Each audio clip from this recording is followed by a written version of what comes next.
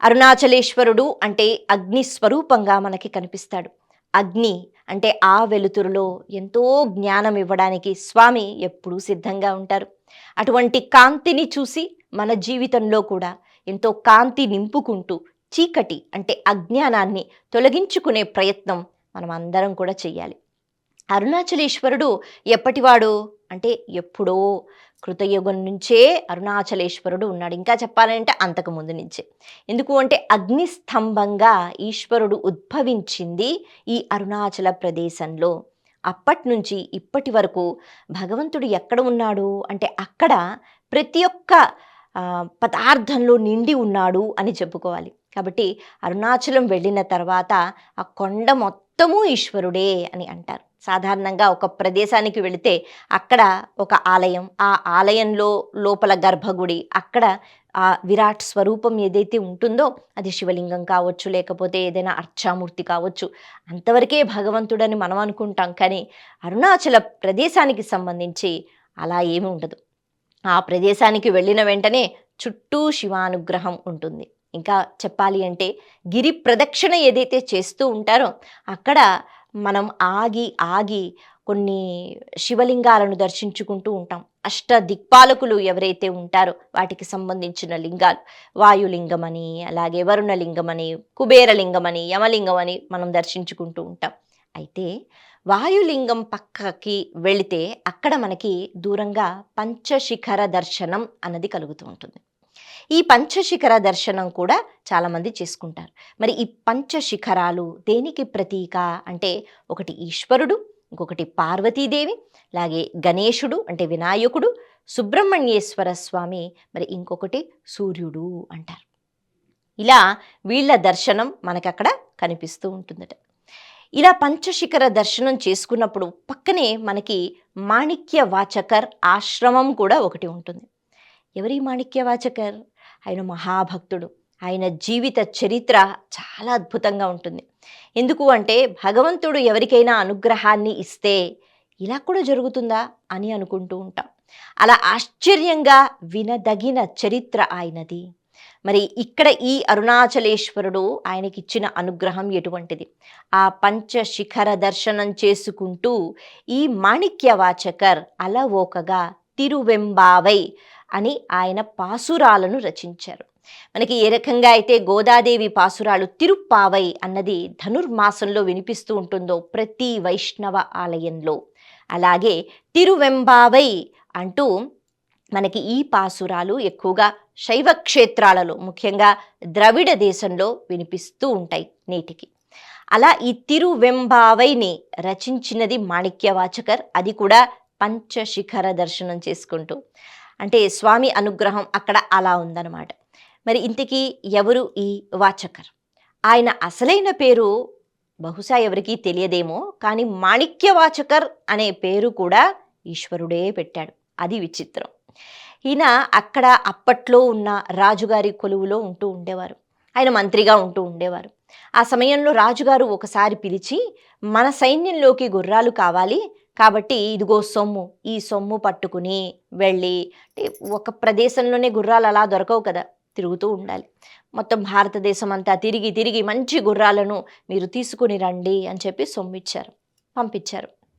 ఈ మాణిక్యవాచకర్ ఆ సొమ్ముని పట్టుకుని ప్రయాణం చేస్తున్నారు. అలా ఒక ప్రదేశానికి వచ్చిన తర్వాత, అంటే కొంత దూరం వెళ్ళిన తర్వాత అక్కడ కొంతమంది సిద్ధులు, యోగులు వాళ్ళు ఒక పాడుబడిన గుడి దగ్గరికి వెళ్ళి రావడం చూశారు. ఇక్కడ ఏముంది అంటే ఆలయం పాడైపోయింది కదా అని అంటే వాళ్ళు అన్నారు, ఇక్కడ ప్రతిరోజు ఒక మహానుభావుడు వచ్చి మంచి విషయాలు చెప్తారు, మేము వింటూ ఉంటాం, చాలా అద్భుతంగా ఉంటాయి, అందుకే మేము వెడుతున్నాం అన్నారు. అవునా అని మాణిక్యవాచకరు కూడా అక్కడికి వెళ్ళి విన్నారట. ఒక రూపంతో ఎవరో ఏవో చెప్తున్నారు. అయితే ఆయన ఎవరో కాదు, దక్షిణామూర్తి అన్న విషయాన్ని మాణిక్యవాచకరు పోల్చుకున్నారు. ఆయనకు అలా అనిపించింది. ఎందుకు అంటే జ్ఞాన స్వరూపం ఈశ్వరుడికి సంబంధించి దక్షిణామూర్తి కదా, జ్ఞాన బోధ చేస్తూ ఉంటారు. ఇప్పుడు ఆయన అనుకున్నారు దక్షిణామూర్తి అనుగ్రహం నాకు కలిగింది, వింటూ ఉన్నారట. కొన్ని రోజులు అయిపోయాయి. మరి చెయ్యవలసిన పని ఏదో చెయ్యాలిగా. ఇక్కడ రాజుగారు మరి అప్పట్లో మాట్లాడుకుంటారు అవేమి ఉండేవి కాదుగా, అసలు ఎక్కడ తిరుగుతున్నాడో తెలియదు. కాబట్టి కొంతమంది గూఢాచారులను పంపించారు. వెళ్ళి వెతకండి ఏమైపోయాడు, సొమ్ము తీసుకుని వెళ్ళాడు, ఇప్పటిదాకా ఏ మాట లేదు. ఇప్పుడు దక్షిణామూర్తి ఒకరోజు మాట్లాడి ఒక మాట చెప్తారట. ఏమయ్యా, ఇక్కడ ఈ గుడి పాతదైపోయింది కదా, ఇక్కడ ఒక మంచి గుడి కట్టు అన్నారట. అంటే మాణిక్యవాచకర్ అంటారు, స్వామి నా దగ్గర డబ్బులు లేవు, మరి నేను ఎలా కడతాను అని. అదేంటది, అంత సొమ్ము ఉందిగా నీ దగ్గర, అది రాజుగారు ఇచ్చారు గుర్రాలు కొనటానికి, కాబట్టి నేను ఇది ఎలా వినియోగిస్తాను, నాది కాదు కదా అంటే, స్వామి అన్నారు ఏం పర్వాలేదులే అని చెప్పి చేతిలో ఒక మాణిక్యం పెట్టారట. ఇదిగో ఈ మాణిక్యాన్ని నువ్వు మళ్ళీ తిరిగి వెళ్ళేటప్పుడు రాజుగారికి ఇచ్చేసి చేతిలో పెట్టి, శ్రావణ మాసంలో మూలా నక్షత్రం ఎప్పుడైతే వస్తుందో అప్పుడు గుర్రాలు వస్తాయి, ఎవరో తీసుకుని వస్తారు, నేను కొనేశాను అని చెప్పు అన్నారు. మరి ఎలా వస్తాయి, ఈశ్వరుడు చూసుకుంటాడు. అందుకని నీ దగ్గర ఉన్న సొమ్ముతో ఇప్పుడు ఆలయం కట్టేసేయి అన్నారు. స్వామి కదా చెప్తుంది కాబట్టి చక్కగా ఆలయ నిర్మాణం చేసేసాడు. ఇప్పుడు ఒకసారి రాజుగారికి వెళ్ళి కనిపించాలిగా, లేకపోతే ఆయనకి ఏమేమైనా అనుకుంటూ ఉంటారు. కాబట్టి ఆయన వెళ్ళి జరిగిందంతా చెప్పారు. ఇలా ఫలానా శ్రావణ మాసంలో మూలా నక్షత్రంలో గుర్రాలు వచ్చేస్తాయండి అని చెప్పి మాణిక్యం తీసి ఇచ్చేశారట. ఇస్తే రాజుగారు ముందు కొద్దిగా నమ్మారు, కానీ ఈ గూఢాచారులు అన్నీ కనిపెట్టుకుని ఉన్నారుగా, వాళ్ళు తెలుసుకుని వచ్చి కాదండి అక్కడ ఒక ఆలయం కట్టాడు, మొత్తం సొమ్ముని అక్కడ ధారపోశాడు, అన్ని అబద్ధాలు చెప్తున్నాడు, మాయలు చేస్తున్నాడు అని అంటే రాజుగారికి కోపం వచ్చి ఆయన్ని చెరసాలలో వేసేశారు. అలా వేస్తే ఆయన ఊరుకుంటాడు, భగవంతుడు ఊరుకుంటాడా, లేదు. ఇప్పుడు భగవంతుడికి కూడా కోపం వచ్చింది. అందుకే ఏం జరిగింది అంటే, అక్కడ ఉన్న నది ఏదైతే పొంగిపోయి అంతా అల్లకల్లోలం అవుతోందట. మరి అటువంటి సమయంలో ఏం చెయ్యాలి అని ఆలోచిస్తున్న సమయంలో ఈ శ్రావణ మాసం రావడము, మూలా నక్షత్రం రావడం, గుర్రాలు కూడా వచ్చేసాయి. ఓహో వచ్చేసాయి కదా ఇంకెందుకు అని చెప్పి విడిపించారు. విడిపించిన తర్వాత కూడా గూఢాచారులు చెప్తూనే ఉన్నారట, లేదండి ఇదేదో మాయ, ఇదేదో కుట్ర, అందుకని ఈయన మంచివాడు కాదు అని చెప్తే రాజుగారు నమ్మలేదు. కానీ ఆ గుర్రాలు ఏవైతే ఉన్నాయో అవి క్రూర మృగాలుగా మారిపోయాయట. ఇదంతా కూడా భగవంతుని యొక్క లీల. మారిపోయి అల్లరి చేస్తున్నాయి. అప్పుడు నమ్మారు, మళ్ళీ తీసుకొచ్చి చెరసాలలో వేసేశారు. ఇప్పుడు ఈశ్వరుడే ఒక వ్యక్తి రూపంలో, అంటే ఒక యవ్వనంతో ఉన్న ఒక వ్యక్తి రూపంలో ఆ ఊరిలోకి వచ్చారు. ఇప్పుడు రాజుగారు అందరికీ ఆదేశం ఇచ్చారు, ప్రతి ఇంటి నుంచి ఒక్కొక్కడు రావాలి, నీరు పొంగిపోయి వచ్చేస్తుంది కదా, కాబట్టి ఆ నీటిని ఆపటానికి అక్కడ కట్టె మొయ్యాలి, అక్కడ కట్టాలి, కర్రలన్నీ అడ్డు పెట్టాలి అనేటట్టుగా. ఇప్పుడు అక్కడ ఇంకొక మహాభక్తురాలు అవ్వయ్యార్, ఆమె పెద్దదైపోయింది. అప్పుడు ఆవిడకు ఓపిక లేదు, మరి ఆవిడ ఇంటిలోంచి కూడా ఎవరో ఒకరు వెళ్ళాలిగా. ఇప్పుడు ఈశ్వరుడు, అమ్మ నువ్వు కంగారు పడకు, రాజుగారు చెప్పారుగా నేను వెళతాను నీ బదులు నీ కుమారుడిగా అని ఈశ్వరుడే వెళ్ళాట. వెళ్ళి అక్కడ కూర్చుని పనులు చేయకుండా పాటలు పాడుకుంటున్నట్ట.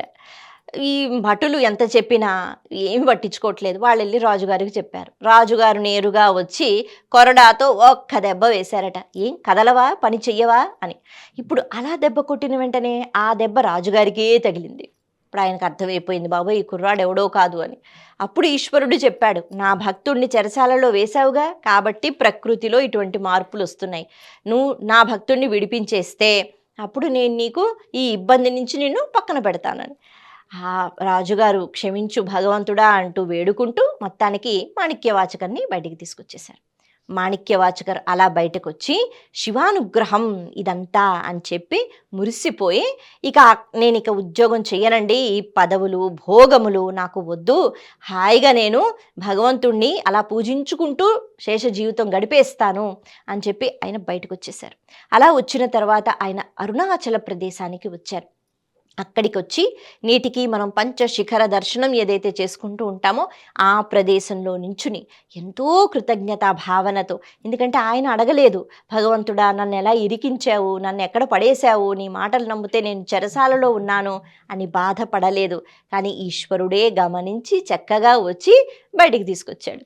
అందుకే కృతజ్ఞతతో అలా చూస్తూ ఆ పంచశిఖర దర్శనం చేసుకుంటూ వాయులింగం పక్కన ఆయన తిరువెంబావై అనే రచన చేశారు. అది కూడా భగవంతుడికి చాలా ఇష్టం.